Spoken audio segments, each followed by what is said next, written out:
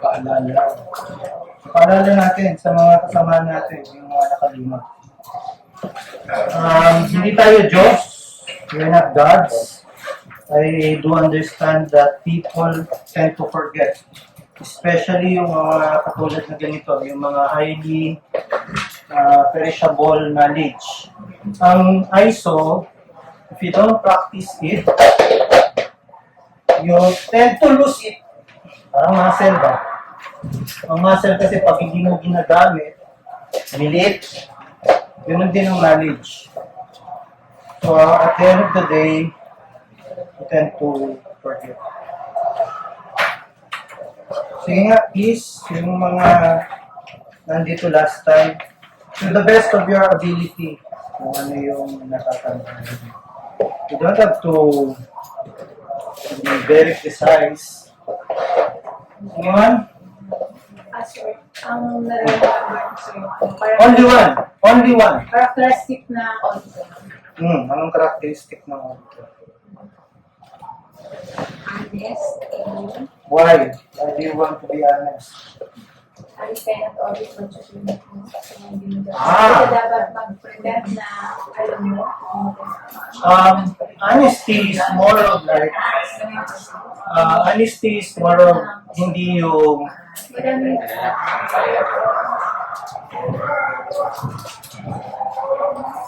yeah, I agree na one of the,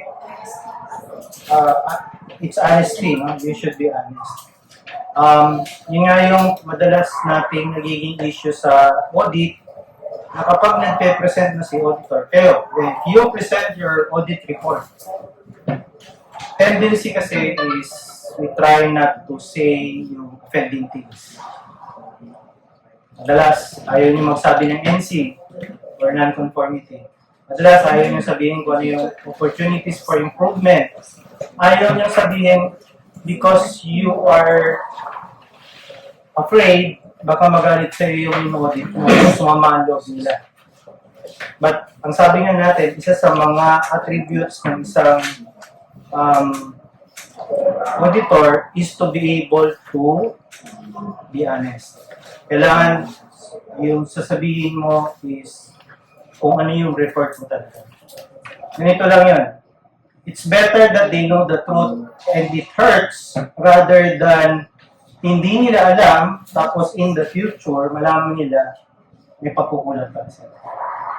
This is one of the things na it's better, it's out there. It's better na sabihin mo sa kanya kung ano yung totoo. Sa kaysa, at the end of the day, magsisisihan tayo. Tandaan nyo ha, as internal auditor, you need to be able to tell your auditee your report in the best of your ability. Yung sinasabi ni Wilma na, sabi niya kasi kanina, you cannot audit what you don't know. It's one of the attributes din ng auditor, but it's not for that one.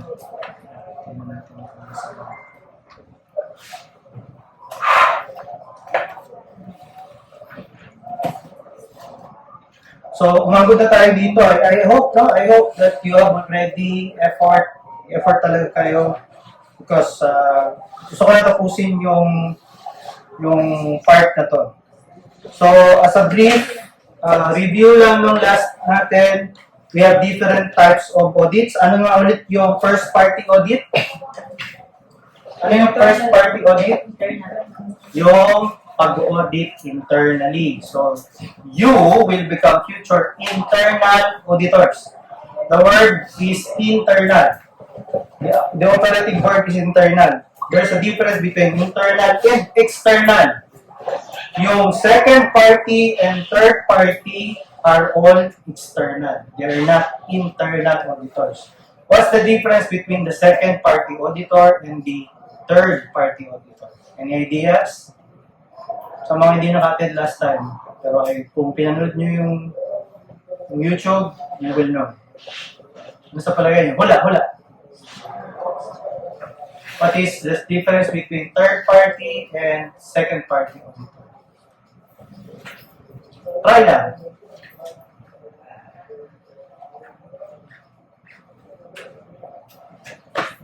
Hindi naman to classic lahat naman.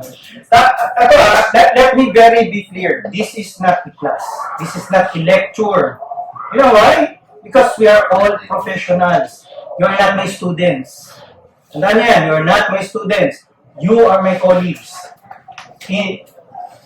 Yun lang, nauna lang kasi ako sa inyo. Mas may experience ako, mas marami akong training, and I have gone through this, so yung experience ko. You don't have the experience, but I assure you, I'm no different from any of you here. Wala akong pinagkaiba. Una lang ako magbasa, pero lahat ng sinasabi ko sa inyo dito, galing din ito sa nabasa ko. Short, pag binasa nyo yun, alam nyo yan ko. I just know how to explain it to you more simpler because of my experience. And sa dami ng mga pinagdaanan kong training, maraming mga techniques kung paano ituro ito, yun yung sinishare ko sa inyo ngayon.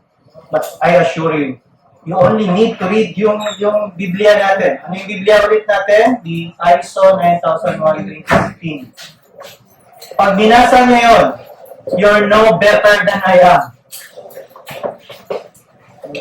And, binigay ko na sa inyo yun. All you have to do is read it. Kung binasa nyo yun, sabi ko sa iyo, hindi kayo magkaiba sa akin.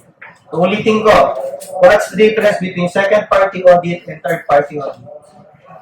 Sir, mula na. Yes. Sir, second part, ito po yung mga clients natin. Or yung Example. po yung mga dito sa GH patients. Okay. Kasi nagkakandak tayo ng customers. So are you saying, ang ino-audit mo is the patient? Sila po yung nag-audit sa Atin? sa ano po? Sa quality service po. So are you saying that any patient can conduct second-party audit? Yes, sir. Remember, may minimum requirements ang pagiging auditor. Hindi pa pwedeng kahit sino, pwede. Pero lahat na nakaupo dito, pwede kayong maging auditor. You're all actually overqualified because the minimum educational attainment of an internal auditor is High school. high school graduate. Yun nakalagay sa ISO. Pag binasa niyo yung ISO, pag pumunta kayo sa US, kayo ay tatanungin lang ng organization. Sir, ano po yung natapos mo? Sinabi mo secondary education, which is high school graduate, you are now competent or qualified maging internal auditor. What's the second requirement ng internal auditor? Training. Sabi nga, you cannot audit what you don't know. Training ka. Sabi dito sa sa ISO, ang sabi nila, hindi kailangan external training, pwedeng internal. So, kayo ngayon, lahat kayo nakaupo dito are now qualified to become internal auditor of the future. Yun, kung matapos nito. Kasi hindi kayo bibigyan ng certificate ni Wilma kung hindi kayo makatapos. The only difference kasi ng training ko sa training nyo, yung sa akin, isang upuan. Isang linggo, tapos na kami. O sa inyo, spread out all through time. 1 hour per week, which is, I believe, much more effective than yung nangyari sa akin. I tell you, nag-undergo nga ako ng DAP. Pagkatapos ng training, I got more confused. Kasi naging confused ako doon. Pagkatapos ko nun, hindi ko alam ginagawa ko. Totoo yun. And I will tell you, kahit kayo ang pumunta ngayon doon, napakatalino nyo talaga kung nagawa niyo. Only time that I understood this concept is when I applied it. It became a skill. Okay? Pagbasa kayo maghapon yan, hindi nyo i-apply, hindi kayo mag-audit, wala. Mga isang linggo hanggang 3 buwan, wala na yan, hindi pa dyan sa utak nyo. Alright.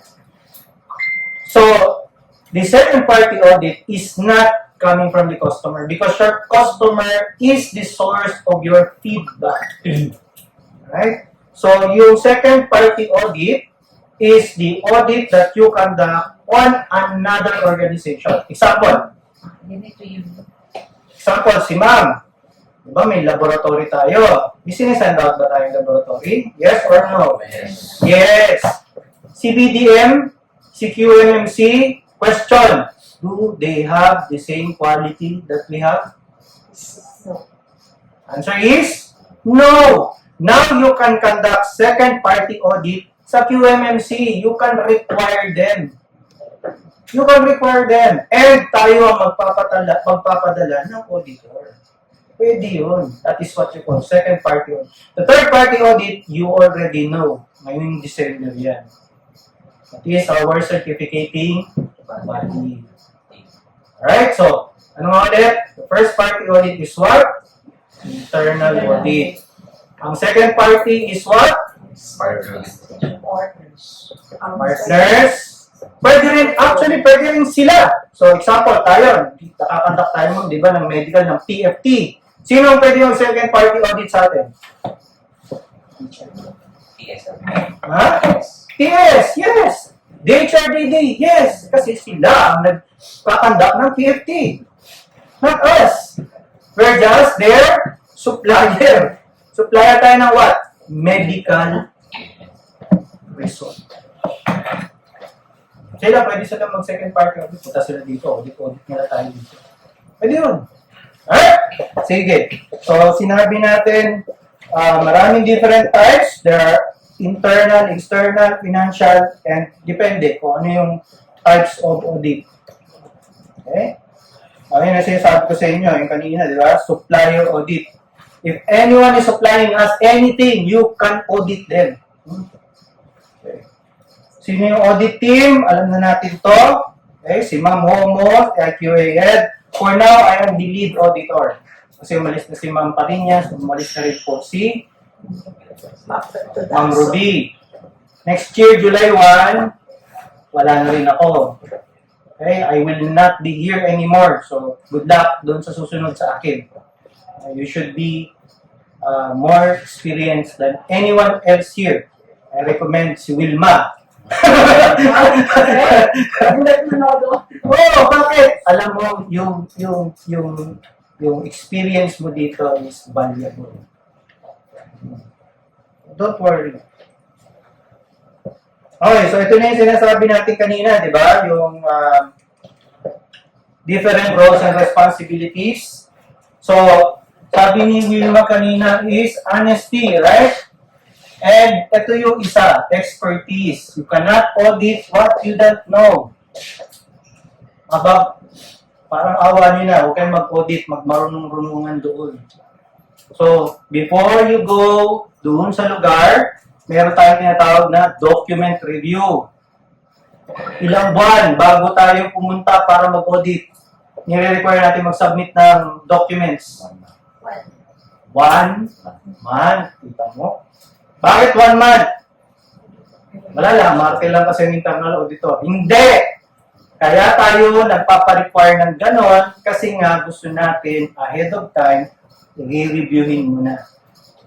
So by the time na pumunta ka na doon, alam mo na yung hahanapin mo.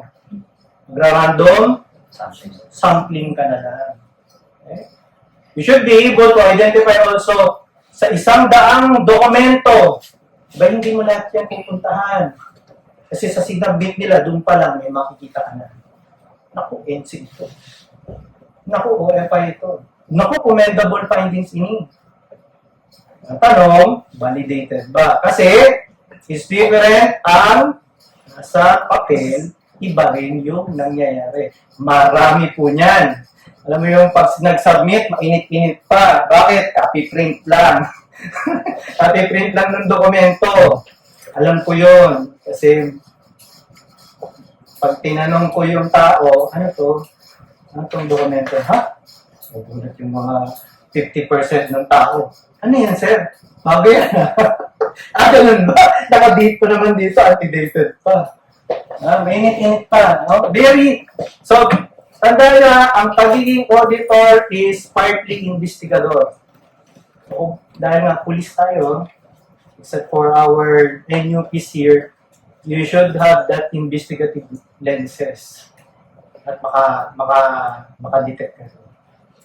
I will not go through lahat ito because I've already discussed it. If you want more in-depth na discussion, nandun sa YouTube. Alright.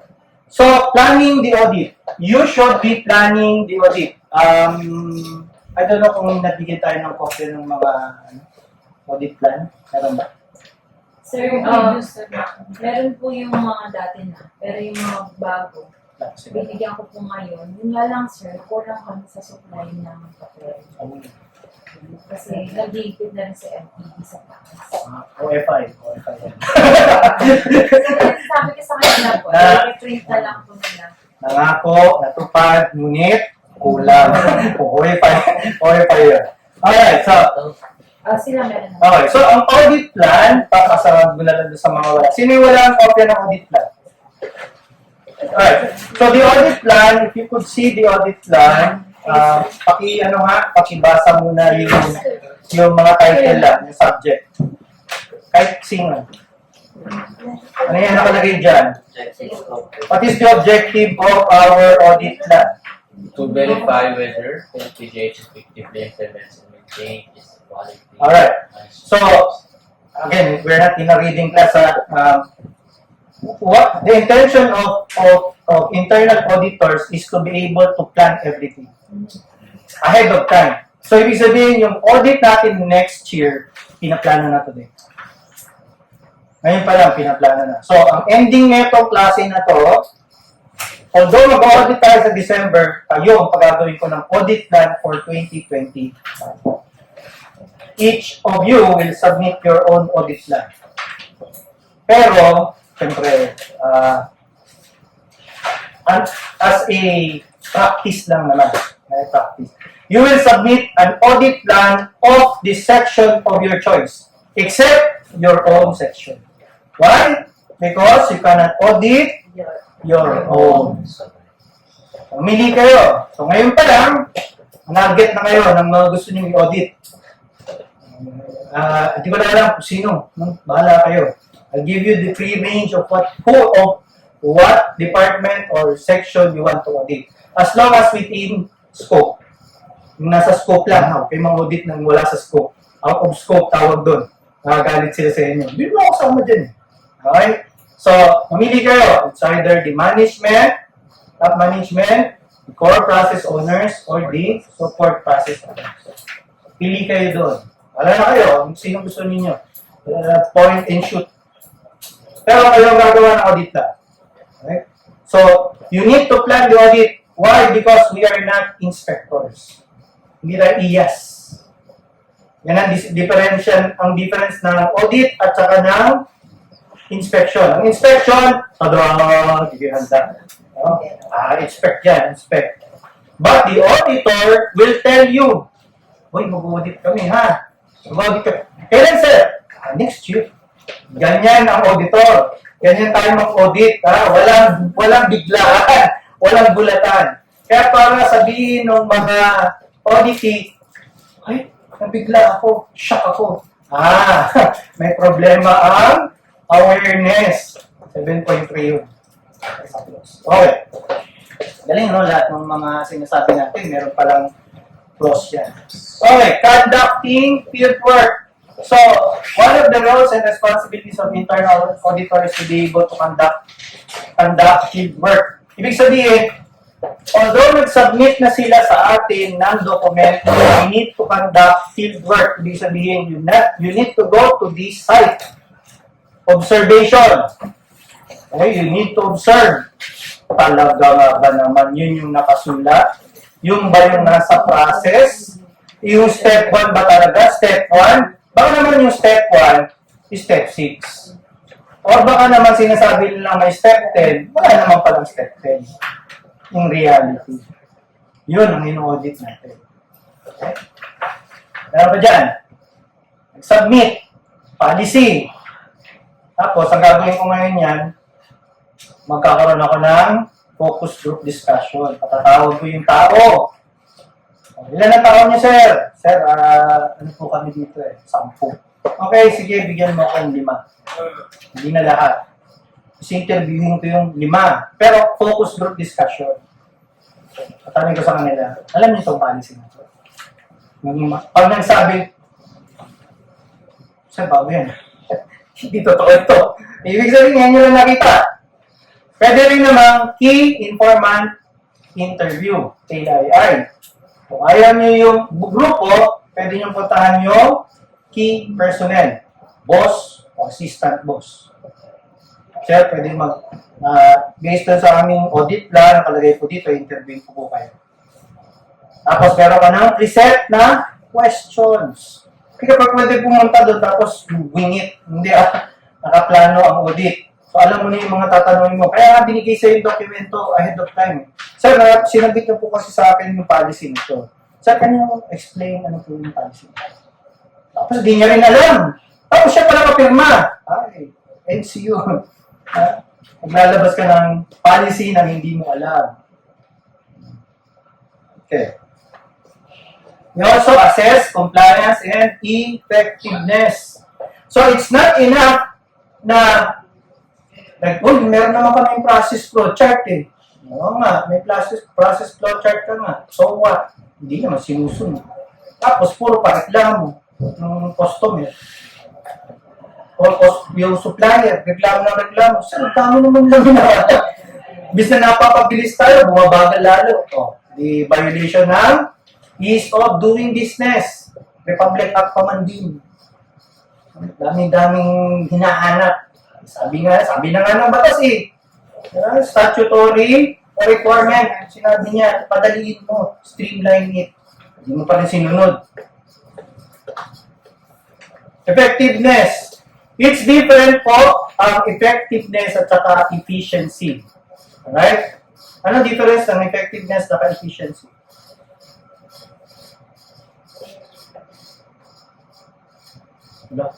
Yun nga, hindi niya alam yung difference. Ano yung difference ng effectiveness and efficiency?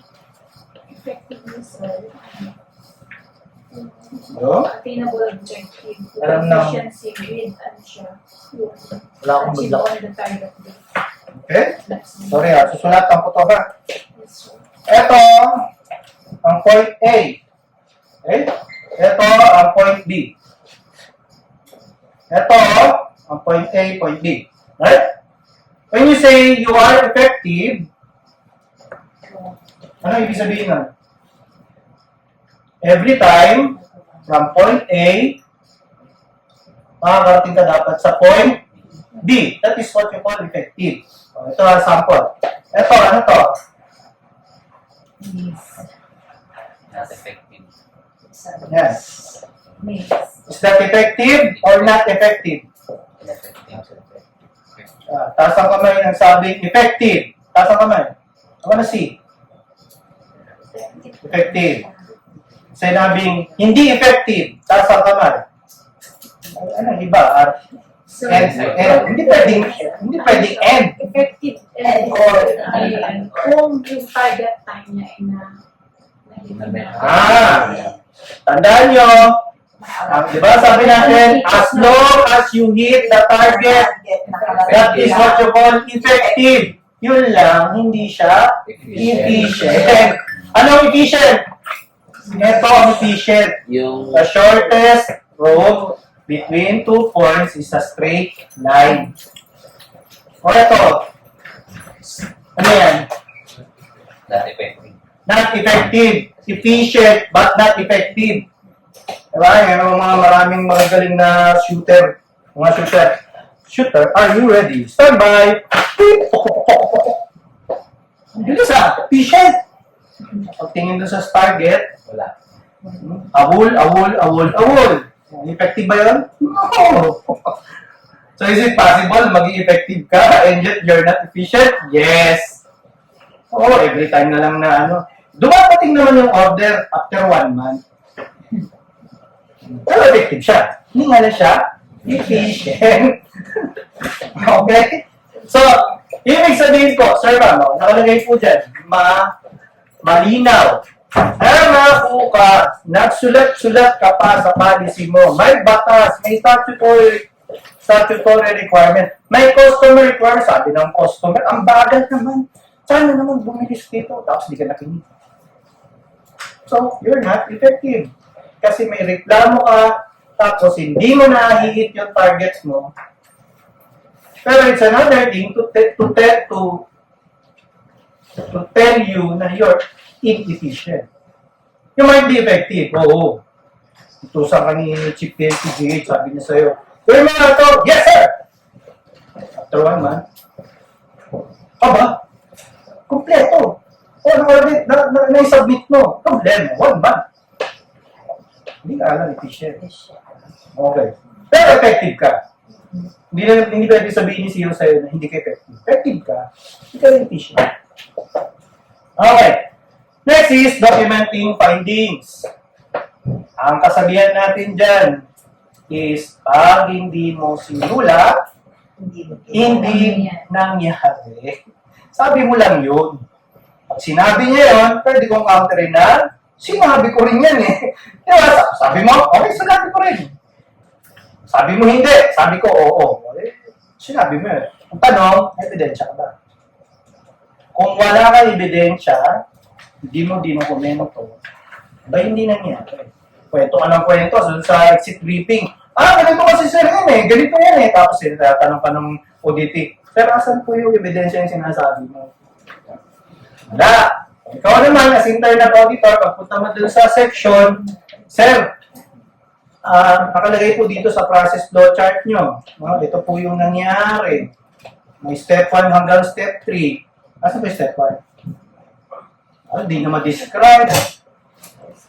Tapos the worst, hindi niya alam na meron pala proseso. Umiimbento siya ng sarili ng proseso doon. Iba yung ginagawa niya sa nakasulat. Diba? Maraming ganun.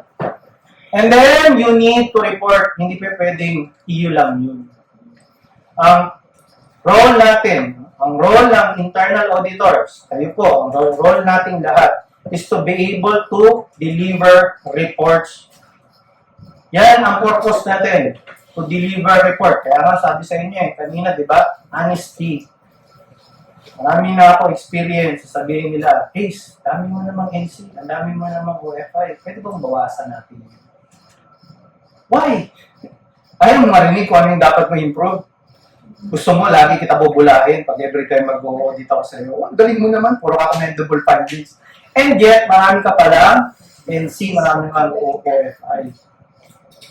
Tanong ko sa inyo, yung bang commendable findings, may improve nyo pa? Pwede? Pwede. Pero ano yung dapat mo improve? Dami mong magaganda, and yet, meron kang pangit. Pwede improve mo yung pangit muna. Kaya madalas sa akin, I don't see na masama yung mga feedback mechanism natin. Marami dyan, di ba? Naiinis tayo. Naku, yung pasyente na yan. Naku, reklamador kasi yun. Kasi hindi ka naiinig. Pakinig ka muna. Kaya kasi yung reklamo, pakinggan mo kasi. Ang problema kasi, ayaw nyo pakinggan sa galit nyo sa kanya. Nauna na yung galit nyo. Ay, reklamador kasi yan, sir. Imbis na, sir, pag-upuan natin, tapos ano ba talaga problema? Kasi ganito mabagal kasi salvation. Ganun po ba? Anong parte po ng mabagal si salvation? Kasi every time na lang, pag nag-meeting kami, bago dumarating, 10:37. At least consistent siya, 10:37. Everyday, 10:37 siya. Diba? Ganon. Okay. Next is providing recommendation. Meron po akong, may pitfall dito. Madalas po, nung unang beses ako mag-audit, hindi ko napigilan yung sarili ko magkaroon ng personal opinion. Sir, ma'am, pag-opinion nyo lang, wala kayo ebidensya. Please, keep it to yourself. Kaya pagbabansin nyo ako, minsan, tahimik lang ako. Hanggat wala akong ebidensya. Ang unahin ko dyan, palulupahan ko muna yung evidence, yung audit evidence. Pag wala akong ebidensya, hindi ko sasabihin. Pinipigilan ko yung sarili ko. Kahit nangangati na yung bibig kong sabihin mo. Personal opinion ko yun. Kasi sa tagal ko na dito, minsan, nakita ko na yun eh. Dati nga, ganito yan eh. Yun, I try not to be that person anymore. Before, nung nag-uumpisa ako, ganun. Kasi ganito sa PSPG eh. Kasi ganito sa DPL eh. Kasi ganito sa FEO. Opinion mo po yun. Bakit ko sinabi opinion? HS ba yun? Hindi. Focus on the person you are auditing. In this case, health service. In this case, PNPG. In this case, OPD. Huwag mo i-compare kay ER, huwag mo compare kay OP, kay OR, or kaya sa WARD. Kasi hindi sila out of scope. Focus on the ODT itself. Kung sino ang ODT, yun ang gawan mo ng ebidensya. Bakit ba't sa HS? Ba't sa RMDU? Ba't sa hindi nga sila kasama doon? Parang mo isama doon. Okay? Ang importante dito is focus lang doon sa audit scope. Okay. And if you provide recommendations, ensure na yung recommendations ninyo is based also on solid foundation, principles, policies, statutory requirements. Kung meron kayong alam, example, kung meron kayong, katulad kanina, ease of doing business. Sir, yung 10 steps, pwede po bang maging 5 steps? Tinanong ka, wala, dati na yan eh. Di ba sir, meron po tayong Republic Act na sinasabing ease of doing business. Ang sabi po doon, from 10, pwede mo bang gawin mas maikli? Hindi, di ba? Kasi sinabi yun eh. Nasa batas yun eh. Baka hindi nga alam. So that is your recommendation. Pero huwag kang magsabi ng, alam mo sir, dapat, tingin ko, dapat 5 lang. Bakit? Mas maikli. Sabi mo yun. Wala kang basihan, wala kang basis. So be prepared. Pag nag-recommend po kayo, huwag kayong basta magsalita lang. Kailangan may basis yan. Okay? Hindi pa pwedeng makmak ka lang ng makmak doon para lang may masabi ka. May airtime, sinasabi. Sa nun, sa klase namin doon, meron kaming classmate doon, nahilig siya mangubos ng oras. 30 minutos magsasalita yun. Sir! Hindi na napigilan ng professor. Alam mo, you're a nuisance. Sinabihan siya ng professor namin. Because inuubos mo yung oras ng mga tao. And yung sinasabi mo, nonsense. So, may kasabihan din sa ISO eh. Yes, stop. That's mistake. If you will only open your mouth if it has value. Kaya mo sila magsalita. Magreklamo yung ODT. Okay, pakinggan mo lang siya. Kasi minsan, nahuhuli din yung ODT sa sinabi niya. Minsan, kung ano sinabi niya, babalik din sa kanya sa exit briefing. Di ba sir, sinabi niyo ganito? Okay? So, be careful of what you say. Hindi lahat ng recommendation niyo or opinion niyo has value. You weigh what you will say. Yan yung big mistake ko before kasi marami akong gusto sabihin, marami akong binasa, marami akong alam, marami akong experience. I try to confabulate minsan. Pero, gone are the days na ganun yung sinasabi ko. Lagi nang binabalikan ko yung basic foundation, basic principles. And, at the end of the day, nakakapagod din magsalita. If I don't need to talk, I don't want to talk. Okay. And then, of course, maintain independence and objectivity. Kasi minsan, babalik ako yung istorya ko kanina, paulit-ulit ko kasi naririnig yan. Sir, pwede mo naman bawasan yung NC mo. My argument is always, and my foundation is always like this. I better tell you now, pangit yan. Hindi dapat yan. Or mali yan. Sakay sa pagdating sa external audit, nakita niya at babalikan mo ako, pati mo nakita yun. Tapos sisisihin mo ako. Mabuti na, nakita ko siya, although hindi naman ako galit sa'yo. But ang dami mo namang NC sa akin. Ako 5 sa'yo. Sa iba, 1 lang. Ba't ako 5? Hindi ko pwede. Ano ang nasabihin? Sir, galit kasi ako sa'yo, binabalikan lang kita. Yun, hindi ka objective, subjective ka na. Sama ng loob mo sa kanya. Bakit? Kasi hindi ko pinagbigyan. Nag-request kasi ako sa supply, hindi ako pinagbigyan doon. Ngayon, pang-audit, babalikan ko siya. Mali! Alright? So, you need to be objective. Always base it on the ISO, on regulatory requirements. Ganun lang yun. Ganun kasimple yun. Walang personalan. Trabaho lang. Trabaho lang. That's why I love this, I have this passion yung auditing because nag-align kasi siya sa sa ugali ko. Ever since when I entered the service, ito yung comment lagi sa akin. Masyado kong prangka. Masyado akong blunt. Minsan pag nagsabi ako, mistake ko yun. Even before hanggang ngayon. Sige, masyadong sakit magsalita. Yun ang nakikita ko eh. Ano gusto mong sabihin? Baguhin ko yung sinasabi ko sa'yo. Bakit? Kasi dapat magkaibigan tayo. No. You just need to hear the truth. Now, if you cannot take it, I'm sorry. Ano lang yan. Then, last but not the least po, sir, ma'am, is follow-up. Yan po ang laging nakakalimutan ng auditor. In my experience, madalas hindi nagpa-follow up. Pag kunyari na-exit briefing na, after 1 month, ano na kaya nangyari doon sa exit? Wala na. Walang follow-up, walang verification, walang validation. One thing you need to learn about ISO is that it is a continuous improvement. Okay? It is a continuous improvement. Wala na tayo lahat. Kailangan magre-retire. 2050. Tagal, no? After 2050, continuous improvement pa rin. 100 years from now, continuous improvement pa rin.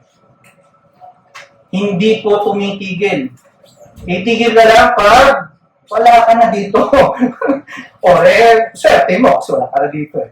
Pero, para sabihin mo, natapos kasi tayo eh. ISO certified na tayo. Naku, yung biggest mistake, yung sinasabi nila na yan, certified na tayo. Meron na nga tayong logo. Tingnan mo, TV na yun. Yabang-yabang pa. Pagpunta dun sa OPD, nangyari sa process. Hindi mo, nag-improve. Dati na yan. Dati na nga. In-improve mo ba? Hindi. Kapag nga, yan, hindi mo na naririnig yan. Sir, inabutan ko na kasi yun. Lagi yan. Pag pupunta ka mag-audit, sir, inabutan ko na kasi yun. Sir, kasi, dati na yun. Pag naririnig na yan, walang continuous improvement.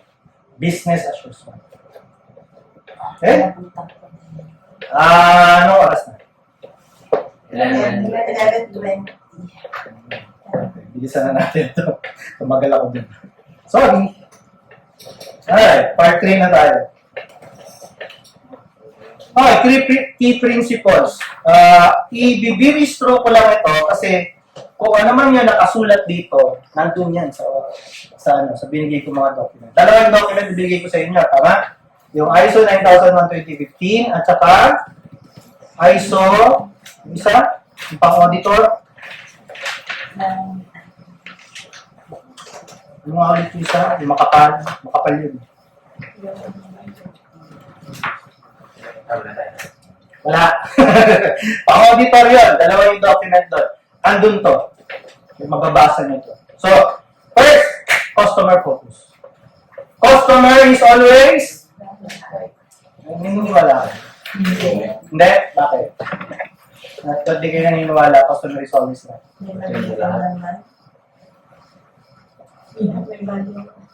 Customer is always right. Alam nyo ba si Ford, Henry Ford? Sabi niya, you can pick any color you want. Sabi niya sa customer, as long as it is black.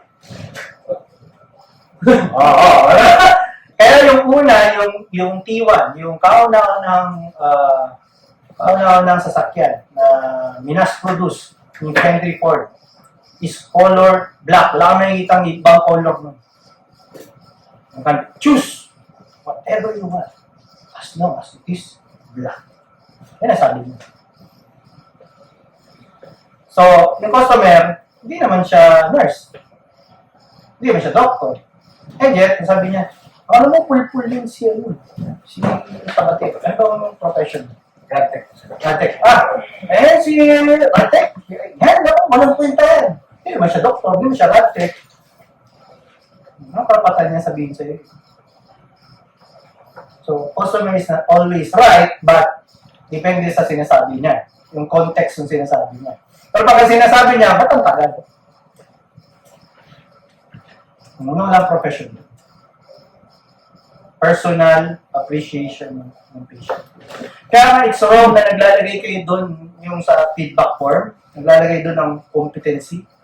At kung lalagyan ng, ano karapatan nila na yun? Doktor ka ba? Para sabihin sa akin, hindi ako marunong. Nag-graduate ka ba ng 4-year course? Tapos nag-board exam? Teka lang, bakit ganun? Hindi yung pinag-usapan. Para sabihin mo sa akin, hindi ako magaling. Mas maniwala pa ako pag ang nilagay niyo sa feedback form, mabagal. Madumi. Kasi yan, hindi kailangan ng profession yan.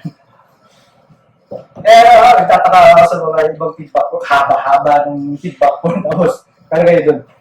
Competency. Bakit mo sasabihin ng competency? Sino ka? Tapos sa mag-comment sa'yo, high school graduate. In fairness sa high school graduate, you have no sense of what is competency. Sorry. So, ayun ang argument ko sa mga ganyan. But, you need to always hear the customer. She might not be right at that moment kasi yung context ng sinasabi, hindi ka magaling. Bobo ka daw. Pero, you need to hear from her. Ba't mo nasabing bobo ka? O sabi mo kasi. Baka naman kasi, sabi niya, bobo ka kasi hindi mo ko naintindihan. Yung pala, ang sinasabi niya lang, sir, kasi yung tagal-tagal dito eh. Kanina pa ako dito. Hindi mo ako pinakikinggan. Yun na pala gusto niya, pakinggan mo siya. Kaya wala, ginanaman, bakit ka ba? Ganon mo na siya. Bakit sino ka para magsabi sa akin, bobo ako? Hindi mo naman siya kinausap. Teka, kalma po, ma'am sir. Ba't mo nasabing bobo ako? Yun pala, kaya lang sinasabi niyang bobo ka kasi hindi ka nakikinig sa akin. Minsan gano'n di ba? Makinig ka kasi.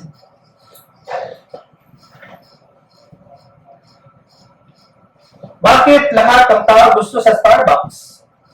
Ayaw nyo doon sa bahay? Pareho lang naman yung binibiling nyo doon na kape. Socialin kasi, sir. Ha? Socialin. Socialin! Basta lang ang ambience. May kape na, may wifi pa, May aircon pa. Kaya pupunta ka talaga sa Starbucks. Kahit na ang magkano ang Starbucks, 150. Samantala ng 3-in-1, magkano? 1 pesos. May kape lang naman pala bibilin mo. Ba't ka pa pupunta doon? Kasi sa bahay init. Kasi sa bahay walang wifi, 3G lang ako. Wala pang signal.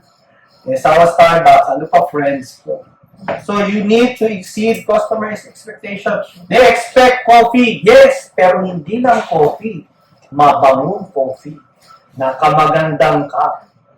May label ka, may name pa. Exceed expectations. Palagi ka doon. Yan yung sinasabi nila, commendable findings. Aba na nga po siya, bibili siya ng burger. But wait, there's more. My french fries pa. Diba? Exceed customer expectation. Hindi ka lang nagbigay ng mamon at kape para tumigas yung tiyan niya. Ano ba? May kasama pang himas. Sir, basta na.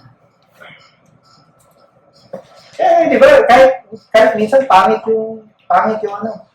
yung mismong produkto. Bibilin mo. Kasi bait niyo yun. Bait kasi yung kausap yung tindera. Ang bait kasi.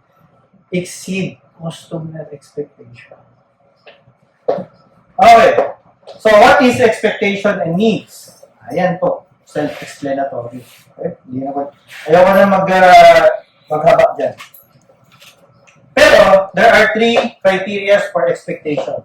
Quality, speed, and cost. Masarap yung pagkain.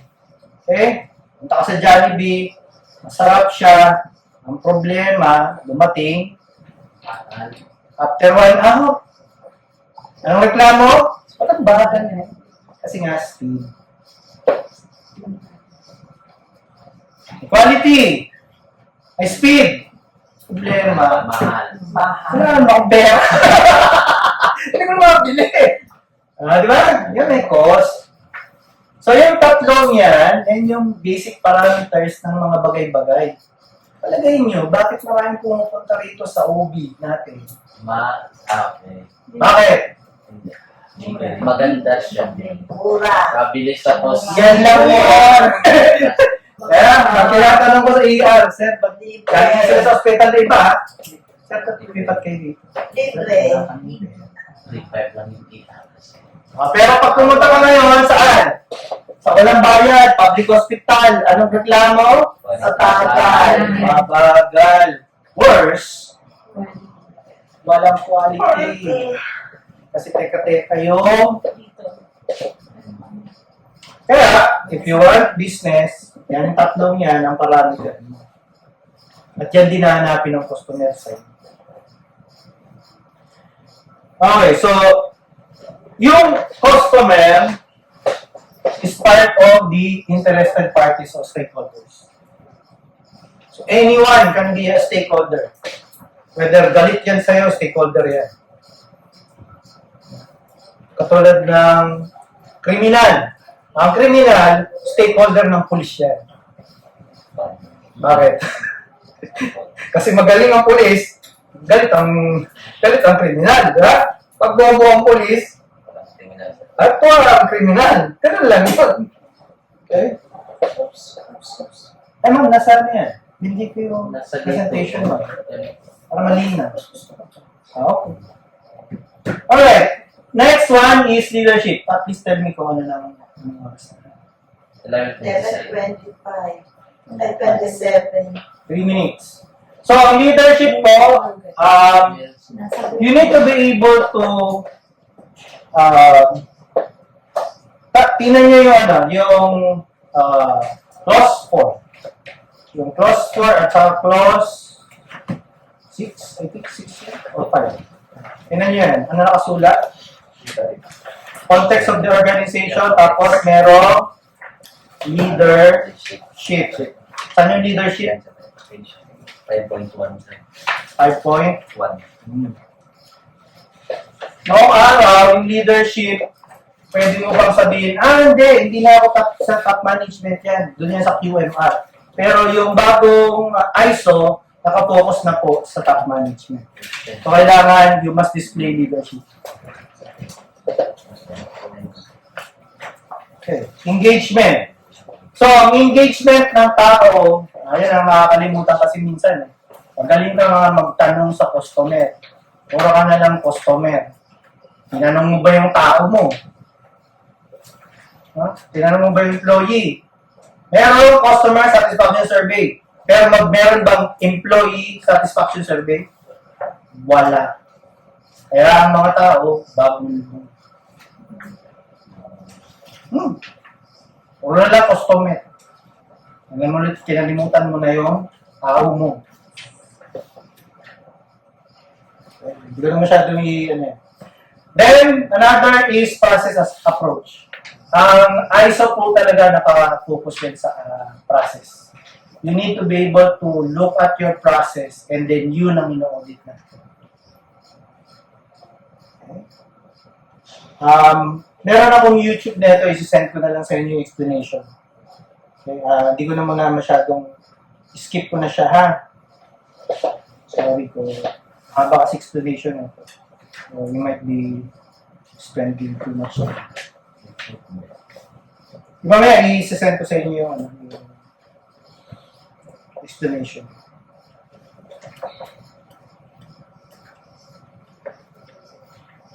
Okay. Next is improvement. So, di ba, ang sabi nga natin, ang cycle na sinusunod natin is PDCA. P stands for plan, ng mga COPA. Do, gawin mo. Check mo siya kung yung bang pinangako mo, nagawa mo. And hindi mo nagawa yung pinangako mo, abay, gawa mo ng paraan. Then, it goes around and around. Around and around. Yeah, it's a cycle. Hindi yan linear cycle. Bilog. Okay? So, next is evidence-based decision making. Yan, nakulang po sa atin. Bakit? May disconnect. Conference ng conference. Conference ng conference. Tingnan mo ba yung tao? Nakinig ka ba sa feedback ng customer? Wala. In-audit mo ba yung proseso? Ginawa ng auditor ang report.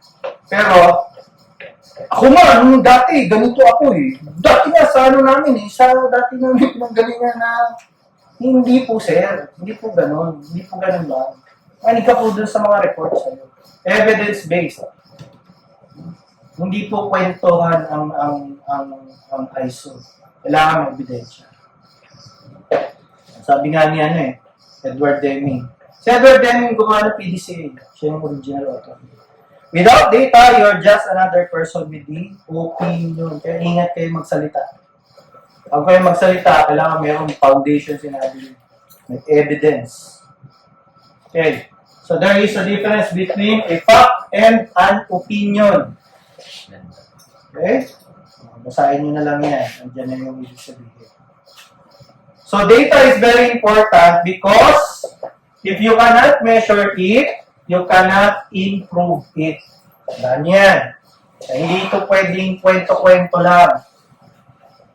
Since 1991, na-invento ng HS. Even before 1991. Matanong ko kayo sa inyo ngayon. Asan yung data? Yung data kayo alam? Wala. You cannot improve. Why?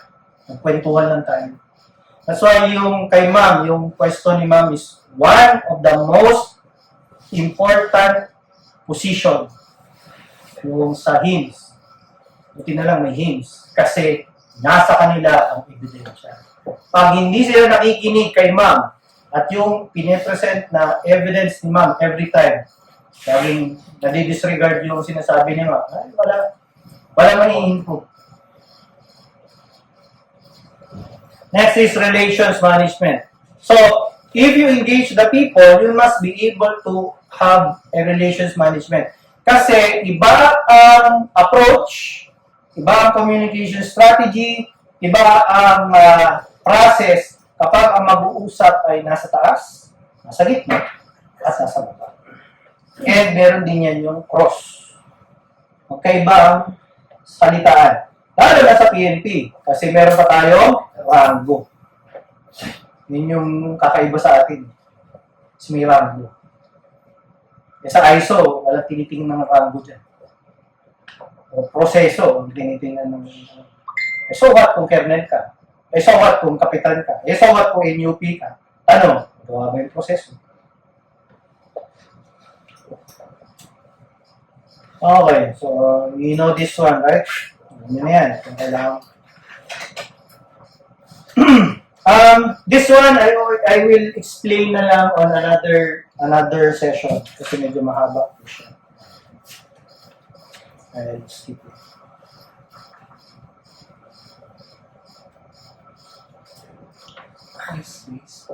Alright. So ito is the health service business model. Ang health service business model, mahahati yan sa tatlo. Management process, core process, support process. Right? There is an input and an output. Ito, dinisign ko po ito to also include not only the output, but the outcome and the impact. So pag mapapansin nyo, ito yung, for me, I have designed this one to be able to be the template for any auditor. Kasi pag tinignan mo ito, isang tingin mo lang, alam mo na aanapin mo. Support process, yun yun. Ayan, hanapin mo yung mga box na yun. Support process owner, ito yan. Ito yung proseso niyan. Management process, ayan, yung proseso niyan. Yan na yun. Template mo na yan. Kahit saan ka magpunta, yan na yun. Punta kayo sa ibang organization, yan din yung halos makikita mo. Pero kaibahan lang, of course, this is only for health service. Fine? 11:35. You still want to continue or not? Kasi alis pa. Up to you, not me. I think we'll start. Thank you. So, thank you very much.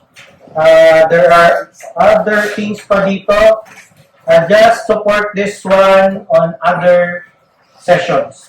Doon po i-reinforce siya. Anyway, introductory pa lang naman po ito. Our next session would be next week, and our subject would be process flowchart. I will give you assignments doon sa process flowcharts. Be ready for it. Meron ulit pre-test. And then meron din po tayong mga other documents that you need to read other than yung binigay ko sa inyo. Again po, sir, ma'am, quick reminder ko lang po, reminder. Basahin niyo po yung ISO 9001:2015 at saka yung pang-auditor. You don't have to read it once lang na upuan. 15 minutes a day. Set aside mo yun. 15. Ayaw mo 15. 10 minutes na. Ayaw mo pa rin. 1 page lang. 1 page lang. Yun lang. Tapos tigilan mo na. Then, move on. Ito na yung trabaho niyo. Okay? Sige. With that, maraming salamat po ulit. And then, see you on the next session. Whatever po na mapag-usapan dito, I'll post it again. And then, if you have time, you can review through the YouTube. Okay? Thank you so much. Thank you.